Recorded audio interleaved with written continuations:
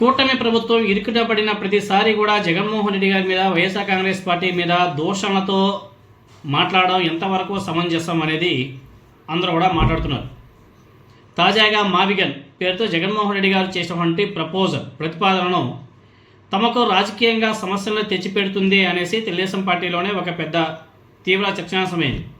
ఎందుకంటే జగన్మోహన్ రెడ్డి గారు ప్లాన్ 1 ఏదైతే వైజాగ్, అమరావతి, కర్నూలు అనేసి అనుకున్నాడో అది ఎవరికి కూడా ఇష్టం లేదని చెప్పేసి, ఈవెన్ కూటమి ప్రభుత్వానికి కూడా ఇష్టం లేదని చెప్పేసి తెలిసిన తర్వాత తక్కువ ఖర్చుతో ఈజీగా డెవలప్ చేసుకోగల ప్రాంతాలు ఏవైనా ఉన్నాయి అంటే మావిగన్, మచిలీపట్నం, గుంటూరు, విజయవాడ ఈ 3 ప్రాంతాలను కలిపేసి రాజధానిగా ప్రకటించుకొని అక్కడే చుట్టూ నేషనల్ హైవే ఉంది కాబట్టి ఒక గ్రోత్ కార్డర్ని అభివృద్ధి చేసుకుంటే బాగుంటుంది అనేసి జగన్మోహన్ రెడ్డి గారు ఒక ప్రపోజల్ పెట్టాడు కూటమి ప్రభుత్వం ముందు.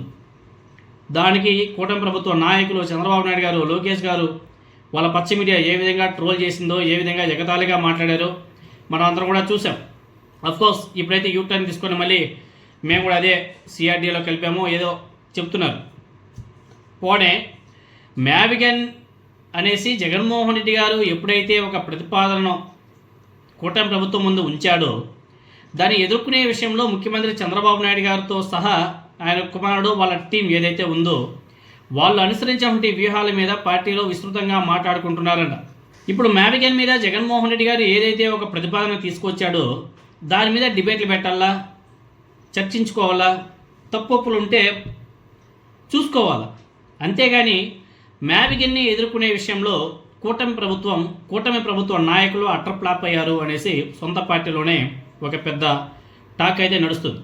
ఎందుకంటే మొన్న ఏబిఎన్ రాధాకృష్ణ ఏ విధంగా మాట్లాడాడో మనం చూసాం. వైసీపీ నాయకుల భార్యల గురించి ఏ విధంగా మాట్లాడాడో, ఏ విధంగా రచ్చ అయిందో మనం చూసాం. అది కూడా మావిగన్కి సంబంధించింది. తర్వాత ఇదే మావిగన్ విషయంలో నిన్న అచ్చెన్నాయుడు గారు వైఎస్ రాజశేఖర రెడ్డి గారి మరణానికి సంబంధించి నోటుకొచ్చేట్టు వాగారు. వైఎస్ రాజశేఖర రెడ్డి గారి మృతికి, వైఎస్ వివేకా గారి హత్య కేసు, షర్మిలతో కుటుంబ విభేదాలు ఈ 3 అంశాలు నిరంతరం ప్రస్తావించడం ద్వారా జగన్మోహన్ రెడ్డి గారి మీద వ్యక్తిత్వ హననం కొనసాగించి మావిగన్ సహా ప్రజా సంబంధిత అంశాల నుంచి పక్కదోవ పట్టించాలని చెప్పేసి పదే ముఖ్యమంత్రి చంద్రబాబు నాయుడు గారు ఆ పార్టీ నాయకత్వానికి, శ్రేణులకు టెలికాన్ఫరెన్స్ల ద్వారా అనేక సమావేశాల్లోనూ చెప్తున్నాడంట. ఇది సమంజసమేనా, ఇది కరెక్ట్ వేనా అనేది ఒకసారి పునరాలోచన చేసుకోవాలి. దీంట్లో భాగంగానే గత 2-3 రోజులుగా ముఖ్యమంత్రి చంద్రబాబు నాయుడు గారు, మంత్రులు అనితా మేడం గారు, అచ్చెన్నాయుడు గారు, అనగాని సత్యప్రసాద్ గారు, నిమ్మల రామానాయుడు గారు, సవిత గారు, అదేవిధంగా తెలుగుదేశం పార్టీ నాయకులు పట్టాభి వంటి నేతలంతా కూడా అందరూ కూడా ఒకే స్టేట్మెంటు, అందరూ కూడా జగన్మోహన్ రెడ్డి గారి మీద విరుచుకుపడుతున్నారు. పనిలో పనిగా ఇంకా అందరూ అయిపోయారు కాబట్టి ఇంకా షర్మిలాను కూడా రంగంలోకి దించేశారు. జగన్మోహన్ రెడ్డి గారి వ్యక్తిత్వాన్ని దెబ్బ కొట్టడానికి ఊహించని రీతిలో హద్దులు దాటి చెలరేగిపోవడం, పరుష పదాలతో మాట్లాడడం ప్రజలనే కాదు, ఈవెన్ తెలుగుదేశం పార్టీలో ఉన్నటువంటి కొంతమంది నాయకులకు కూడా నచ్చలే.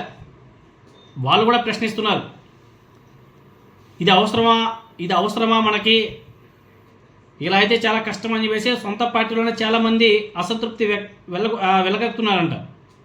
జగన్మోహన్ రెడ్డి గారి మీద ఇలాంటి దాడి ఇప్పుడే మొదలైంది కాదు. 2009లో వైఎస్ రాజశేఖర రెడ్డి గారి మరణం తర్వాత నుంచి జగన్మోహన్ రెడ్డి గారి వ్యక్తిత్వం మీద విపరీతమైన దాడులు కొనసాగుతున్నాయనేది మీకు అందరూ కూడా తెలిసిందే. 2004, 2009లో వరుస ఓటమిల తర్వాత తమకు వ్యతిరేకంగా మరో బలమైన నాయకుడు ఉండకూడదు అనేది తెలుగుదేశం పార్టీ యొక్క బలమైన ఆశయంగా పెట్టుకుంది. ఆ పార్టీ నుంచి బయటికి వెళ్ళిపోయినటువంటి నేతలు అనేక ఇంటర్వ్యూలో చెప్పడం మనందరం కూడా చూసాం, అందరూ కూడా విన్నారు. పాత చింతకాయ పచ్చడిలాగా 2009 నుంచి ఇప్పటివరకు జగన్మోహన్ రెడ్డి గారి వ్యక్తిత్వం మీద దాడి చేయడం వల్ల ఆయనకు సింపతి తప్ప తెలుగుదేశం పార్టీకి ఒరిగేది ఏమీ లేదు, ఉండదు అనేసి ఆ పార్టీలో ఉన్నటువంటి కొంతమంది నాయకులే చర్చించుకుంటున్నారు. రాజధాని అంశం మీద జగన్మోహన్ రెడ్డి గారు మాటలు ప్రజల్లోకి చాలా బలంగా వెళ్ళిపోయాయి. మావిగన్ ప్రతిపాదన మీద రాష్ట్ర వ్యాప్తంగా చర్చ జరుగుతున్నటువంటి టైంలో దాన్ని డైవర్ట్ చేయడానికి వాళ్ళ అనుకూల మీడియాను వాడుకొని మరింతగా ప్రజల నుంచి వ్యతిరేకత మూటగట్టుకున్నారన్న వాదన కూడా తెలుగుదేశం పార్టీలో గట్టిగా వినబడుతుంది. మ్యావిగన్ అంశాన్ని తెరమరుగు చేద్దామని చెప్పేసి వైఎస్ఆర్ కాంగ్రెస్ పార్టీ శ్రేణుల కుటుంబాల మీద, వాళ్ళ భార్యల మీద కించపరిచే వ్యాఖ్యలు చేసినా అది వాళ్ళకే సింపతి తెస్తుంది తప్ప తెలుగుదేశం పార్టీకి లాభం వచ్చేదే ఉండదు. ఆడవారినే అసభ్యకరంగా మాట్లాడి అపకీర్తిని మూటగట్టుకున్నారన్న చర్చ కూడా తెలుగుదేశం పార్టీలో గట్టిగా నడుస్తుంది. సో మ్యావిగన్ ప్రతిపాదనను ససేమిరా అంటున్నటువంటి నారా చంద్రబాబు నాయుడు గారు రాజధాని అమరావతిగా ఎందుకనే వివరణ ఇవ్వలేకపోతున్నాడు. ఎందుకో మరి అంత అర్థం కావడం లేదు. అమరావతిలో అవినీతి లేదు, పారదర్శకంగా పనులు జరుగుతున్నాయని టెండర్ డాక్యుమెంట్లు ఎందుకు తెలుగుదేశం పార్టీ ప్రభుత్వం బయట పెట్టలేకపోతుందో అర్థం కావడం లేదు. ఒక స్టేట్మెంట్ ఇవ్వచ్చు కదా. అలా చేయకపోవడం వల్ల అమరావతి అవినీతి జరుగుతుందన్న వాదన అయితే గట్టిగా వినబడుతుంది. ఏదైతే వైసీపీ వాళ్ళు మాట్లాడుతున్నారో అదే నిజమని చెప్పేసి అర్థమైపోతుంది.